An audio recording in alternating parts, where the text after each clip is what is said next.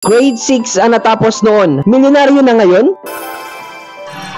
Hey, ako si Mark Verey, ang iyong business chismis buddy. Paano nga ba nagawa ng isang grade 6 graduate na kumita ng milyon? Kilalanin si Mr. Rodolfo. Lumaki siya sa Taytay, Rizal. Dahil sa hirap ng buhay, grade 6 lang ang natapos niya. Naranasan niya na maputulan ng kuryente ng kanyang tiyahin kung saan sila nakikonek dahil wala silang pambayad. Halos 2 taon din ang pagtitiis nila na walang kuryente at ilaw at tanging gasera lamang ang gamit nila. Ayaw ni Mr. Rodolfo na iparanas sa mga anak niya ang sobrang hirap habang buhay. Ito ang nagtulak sa kanya na magsimula ng dropshipping business. Hindi din naging madali ang lahat no nagsisimula siya sa kanyang negosyo dahil wala siyang maayos na cellphone at internet. Minsan hindi siya nakakabiyahe para lang magawa ang negosyo kaya inaaway siya ng kanyang misis dahil walang pambili ng gatas sa anak niya. Di pa kasi malaki ang kinikita niya ng mga panahong yun. Sa kabila ng lahat ng mga pagsubok na ito, hindi ito naging hadlang sa kanya para umasenso, kundi ginamit niya itong motivation para mas lalo pang sipagan at galingan.